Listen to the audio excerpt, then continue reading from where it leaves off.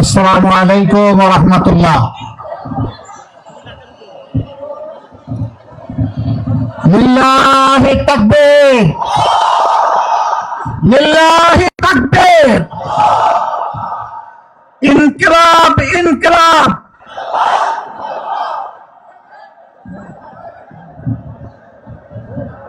আসন্ন নির্বাচনকে সামনে রেখে ঐতিহ্যবাহী জেলা বাংলাদেশের দক্ষিণ পশ্চিমাঞ্চলের গুরুত্বপূর্ণ এই জেলার উপকণ্ঠে ঐক্যবদ্ধ বাংলাদেশের পক্ষ থেকে 11 দলীয় নির্বাচনী ঐক্যের চারজন প্রার্থীর সমর্থনে আয়োজিত নির্বাচনী জনসভার সম্মানিত সভাপতি, সভা মঞ্চে বসা 11 দলের কেন্দ্রীয় এবং স্থানীয় নেতৃবৃন্দ, ঝিনাইদহের সম্মানিত ভাই ও বোনেরা, সাংবাদিক বন্ধুগণ, উলামা হযরত, বিভিন্ন পেশার সম্মানিত ব্যক্তিবর্গ, আজ আমি আপনাদের সামনে কার্যত বক্তৃতা দিতে আসিনি। আমি এসেছি সেই সমস্ত মজলুম মানুষের কণ্ঠ হয়ে কথা বলতে, যারা বিগত আমলে নিজের সন্তান হারিয়েছেন, স্বামী হারিয়েছেন, কেউ কেউ স্ত্রী হারিয়েছেন, কেউ কেউ ভাই হারিয়েছেন, কেউ কেউ বোন হারিয়েছেন, অবশ শিশুরা তাদের পিতাকে হারিয়েছে। জালিম শাসক তাদেরকে নির্মমভাবে খুন করেছে। আমি তাদের হয়ে আপনাদের সামনে আজ দাঁড়িয়েছি। এরকম যাদেরকে এই দুনিয়া থেকে নির্মমভাবে বিদায় করা হয়েছে, জীবনের ঝুঁকি নিয়ে চেষ্টা করেছি তাদের ঘর দুয়ারে পৌঁছে যাওয়া, তাদের চেহারাগুলো দেখার, তাদের বুকের আকুতি এবং চোখের চাহনি বুঝার। আমি ওই সমস্ত সন্তান হারা মা এবং বাবা, স্বামী হারা স্ত্রী এবং পিতারা সন্তানের চোখের কোনায় পানি দেখে নিয়ে আমি দেখেছি রক্তের ফুটা।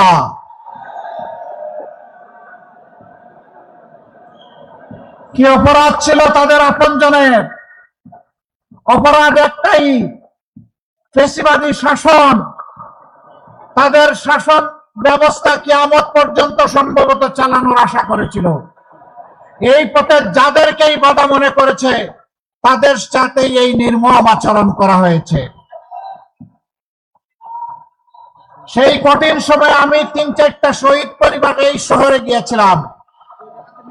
আমি যাওয়ার পরে তাদেরকে ভীত সন্ত্রস্ত অবস্থায় পেয়েছি।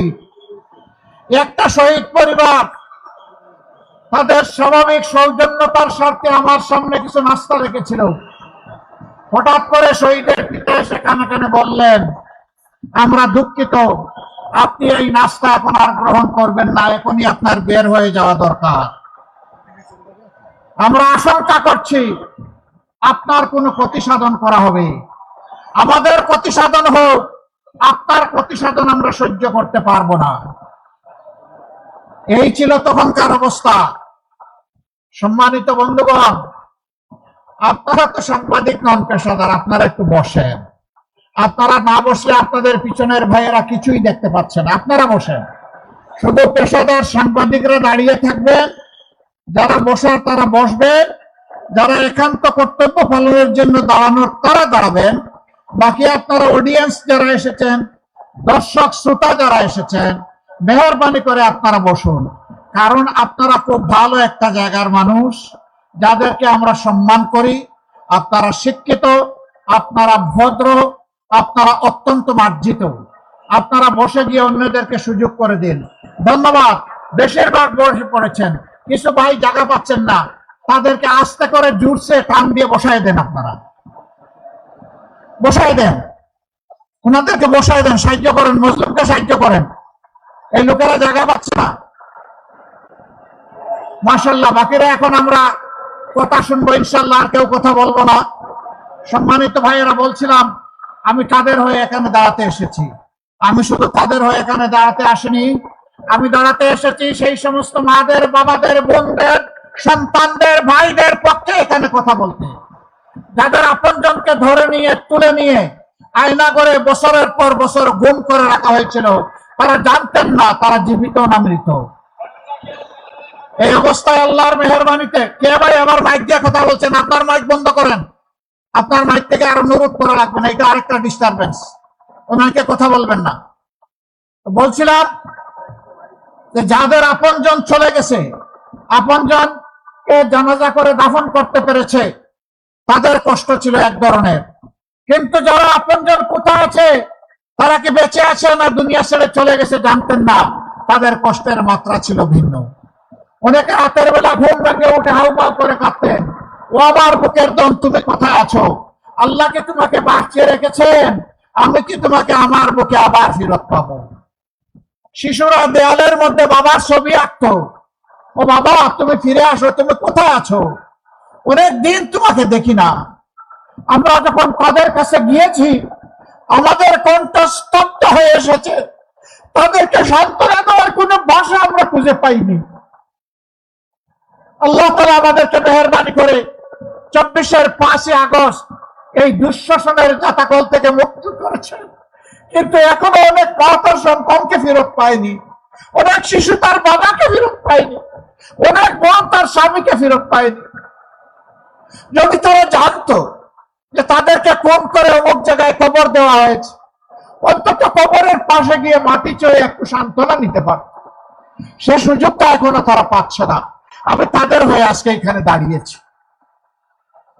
সম্মানিত জিনেদাবাসী, আমি ওদের হয়ে দাঁড়িয়েছি যেই মা বোনেরা আল্লাহর দ্বীনের পক্ষ নেওয়ার কারণে দফায় দফায় তাদেরকে গ্রেফতার করে কারাগারে পাঠানো হয়েছে, রিমান্ডে নেওয়া হয়েছে, সম্মানহানি করা হয়েছে।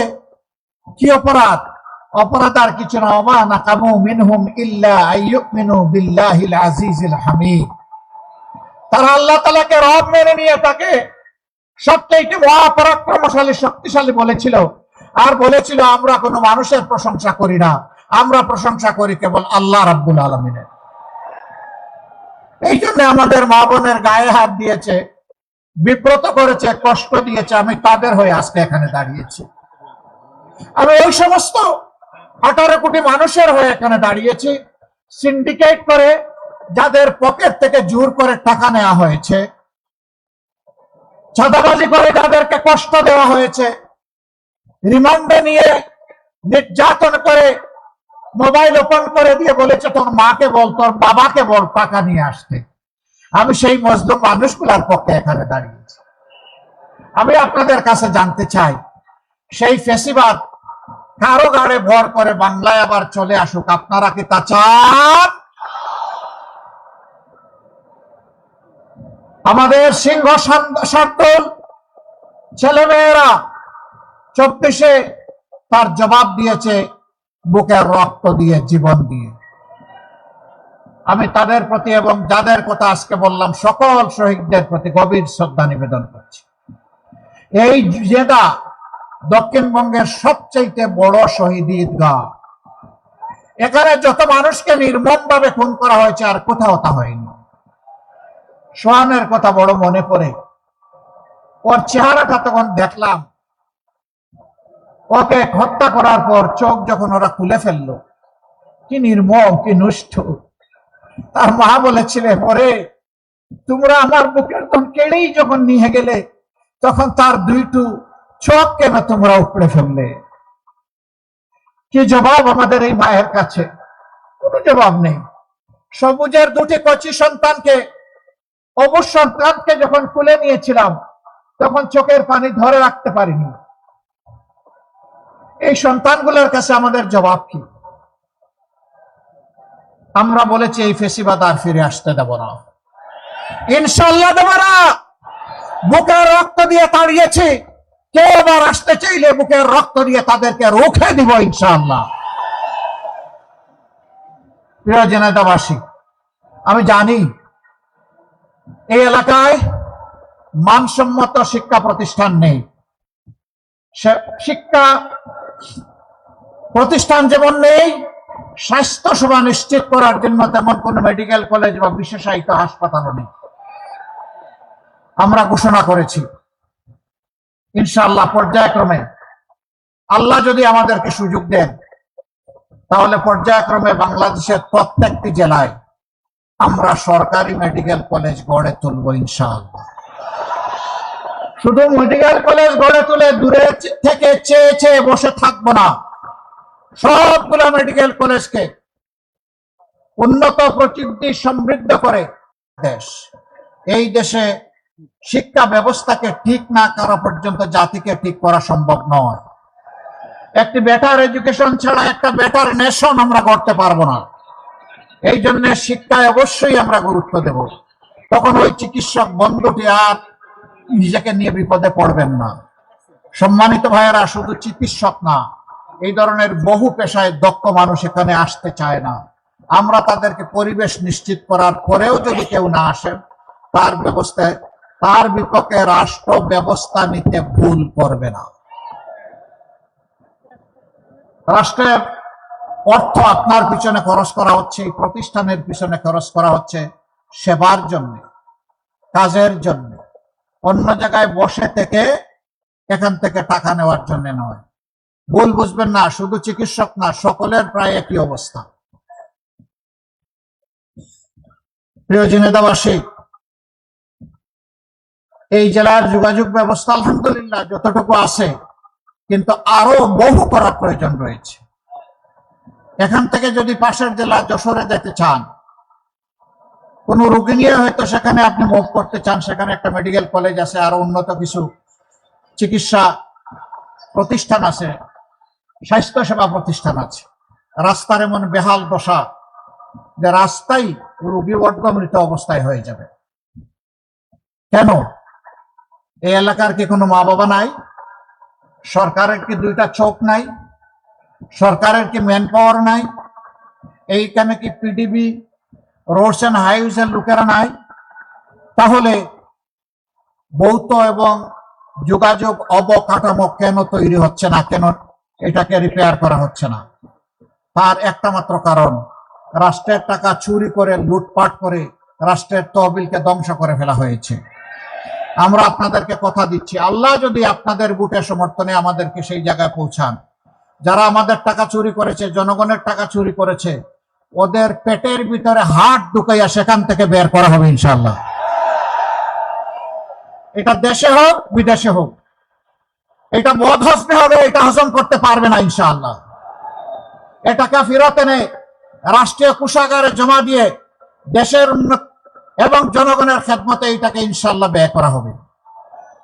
যদি চুরি বন্ধ করা যায়, চুরি হওয়া টাকা যদি ফিরিয়ে আনা যায়, আমরা গভীরভাবে আশাবাদী মাত্র 5টা বছর লাগবে, বাংলাদেশের চেহারা পাল্টে যাবে ইনশাআল্লাহ।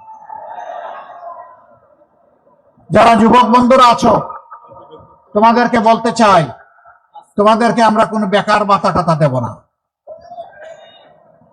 বেকার ভাতা দিয়ে তোমাদেরকে আমরা অপমানিত করতে চাই না। আমাদের যুবকেরা কারো কাছে বেকার ভাতা চায় না। আমাদের যুবকেরা তাদের দক্ষতার, যোগ্যতার স্বীকৃতি চায়, তারা হাতে হাতে কাজ চায়। আমরা কথা দিচ্ছি, তোমাদের প্রত্যেকের হাতে মর্যাদার কাজ তুলে দেব ইনশাআল্লাহ। মা বোনদের কথা দিচ্ছি, 24-এ আপনারা জীবন বাজি রেখে ঢাকা সহ সারা বাংলাদেশে আপনাদের সন্তানদের সাথে রাস্তায় এসে লড়াই করেছেন। আমরা আপনাদের কাছে কৃতজ্ঞ। এমন বাংলাদেশ আমরা আপনাদের জন্য গড়ে তুলতে চাই। আপনাদের গৃহে, যাতায়াত অবস্থায়, চলাচলে এবং কর্মস্থলে 3 জায়গায় ইনশাআল্লাহ আমরা আপনাদের জন্য শতভাগ নিরাপত্তা এবং মর্যাদা নিশ্চিত করব। কোন জালিম আপনাদের দিকে চোখ তুলে তাকানোর সাহস করবে না। আর যদি কেউ করে, রাষ্ট্র তার চোখ কুপড়ে ফেলবে। আল্লাহ রাসূল বলেছিলেন, আল্লাহর দেওয়া হেদায়েতের ভিত্তিতে ও বিশ্ববাসী, আজকে তোমাদেরকে এমন একটি শাসন সমাজ ব্যবস্থা উপহার দিয়ে যাচ্ছে, সানাত ইয়েমেনের সানা থেকে মুরাক্কর হাজারামাত পর্যন্ত এই দীর্ঘ রাস্তা একজন তরুণী তম্বি যুবতী একাকী রাস্তা অতিক্রম করবে, আল্লাহ ছাড়া আর কাউকে ভয় করবে না। আমরা সেই দেশটি দেখতে চাই, তার জন্যই আমরা লড়ে যাচ্ছি। মা বোনরা আমাদের ইজ্জতের আবেগের ঠিকানা। আমরা প্রত্যেকে মা বোনদের গর্ভ থেকেই দুনিয়া এসেছি। 285 দিন গর্ভে থেকে তাদেরকে কষ্ট দিয়েছি, দুনিয়া এসেও কষ্ট দিয়েছি, বুকের দুধ চুষে চুষে খেয়েছি, আর সেই বুকের উপরে পেশাব পায়খানা বমি করেছি।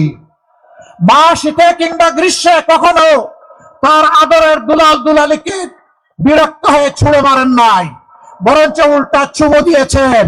সেই মায়ের ঋণ পরিশোধ করার কোনো শক্তি আমাদের নেই।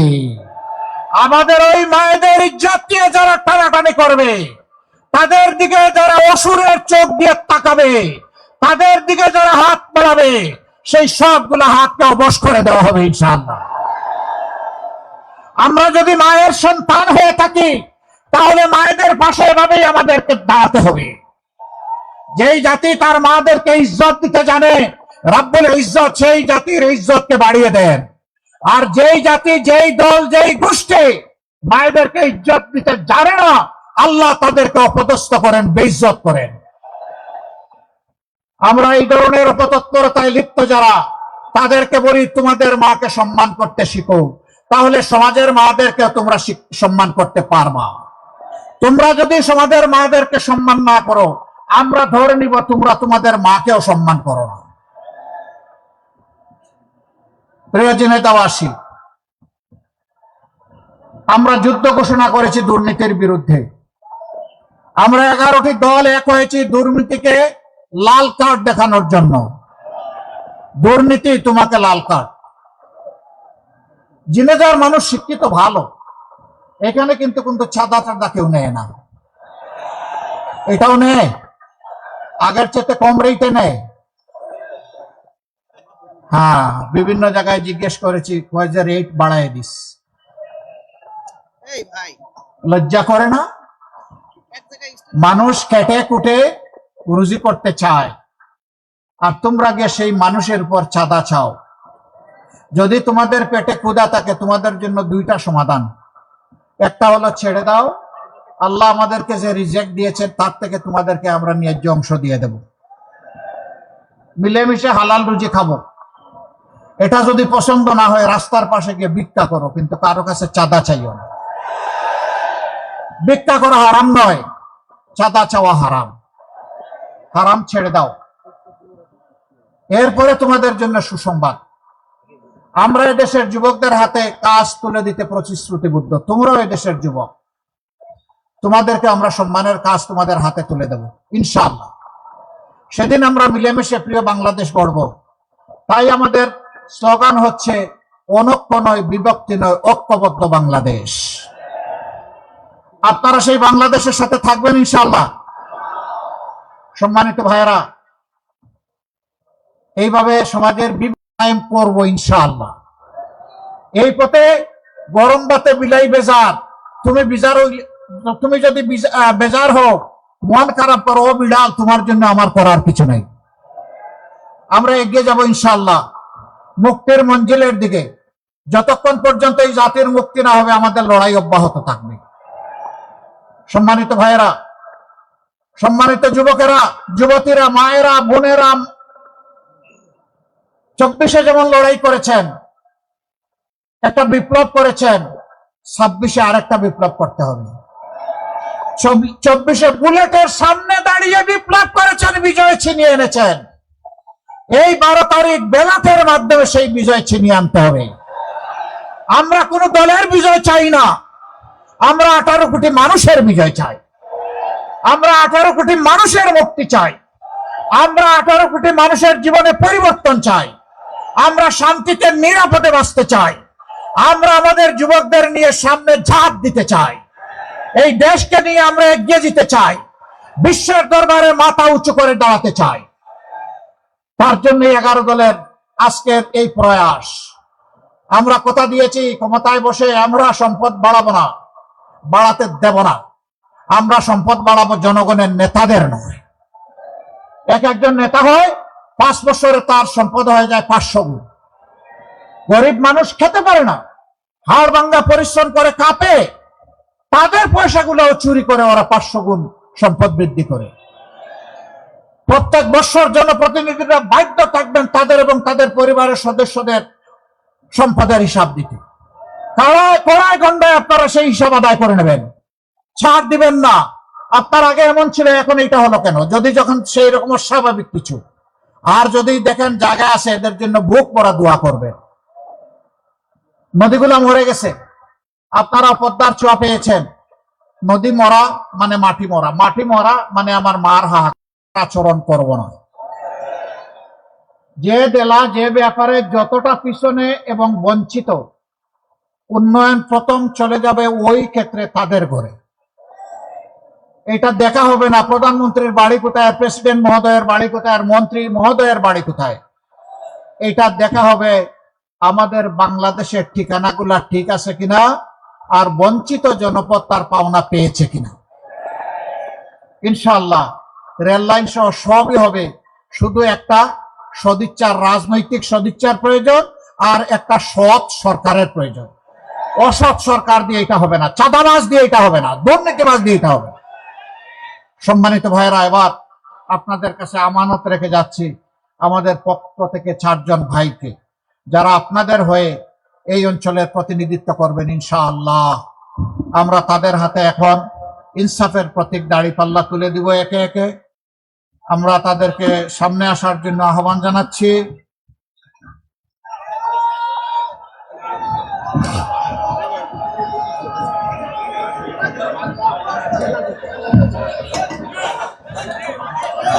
ধরবেন যখন বলবো ওইটাকে শক্ত করে ধরবেন, এই আস্তে করে ধরবেন। ঝিনাইদহ 1 আসন, এই আসনে 11 দলের পক্ষ থেকে আমরা ঐক্যবদ্ধ হয়ে মনোনীত করেছি আমাদের ভাই জনাব মোহাম্মদ মতিউর রহমান। ওনার হাতে আমরা আজকে ইনসাফের প্রতীক দাঁড়িপাল্লা তুলে দিলাম। ইনসাফ জিন্দাবাদ, ইনকিলাব জিন্দাবাদ। এরপরে ঝিনাইদহ 2 আসন, সম্মানিত জেলা আমির বিশিষ্ট শিক্ষাবিদ অধ্যাপক জনাব আলী আজম মোহাম্মদ আবু বকর। নামটা যেমন লম্বা, কাজটাও তেমন টেকসই। ইনশাআল্লাহ তাআলা আজিম ঝিনাইদহবাসীর কণ্ঠ হয়ে আগামীতে তিনি জাতীয় সংসদে আপনাদের প্রতিনিধিত্ব করবেন ইনশাআল্লাহ। আপনারা দাঁড়িপাল্লার পক্ষে আছেন? মার্কা আছে? কোন মার্কা? আরো জোরে গগন কাঁপিয়ে সর্বত্র, ঝিনাইদহ থেকে সারা বাংলায় ইনশাআল্লাহ। এরপরে ঝিনাইদহ 3 আসন, অধ্যাপক মতিয়ার রহমান, তার হাতে আমরা ইনসাফের প্রতীক দাঁড়িপাল্লা তুলে দিচ্ছি। তিনি একজন বিশিষ্ট শিক্ষাবিদ, মজলুম শিক্ষাবিদ। জালেম সরকার তার ছাত্র ছাত্রীদেরকে তিনি যে শিক্ষা দিবেন সেইটা থেকে তাকে বঞ্চিত করে রেখেছিল। আমরা তার হাতে বেইনসাফির বিরুদ্ধে ইনসাফের প্রতীক দাঁড়িপাল্লা তুলে দিলাম। প্রতীক আছে? কোন সে প্রতীক? 12 তারিখ ইনশাআল্লাহ। 4 নম্বর আসন মৌলানা আবু তালিব, তার হাতে আমরা তুলে দিচ্ছি ইনসাফের প্রতীক দাঁড়িপাল্লা ইনশাআল্লাহ। ঝিনাইদহ 4। আচ্ছা, এই মানুষগুলাকে দেখতে কি মায়া লাগে? ভালো মানুষ মনে হয়, দেশপ্রেমিক মনে হয়? তাদের পাশে থাকবেন, হাতকে শক্তিশালী করবেন ইনশাআল্লাহ।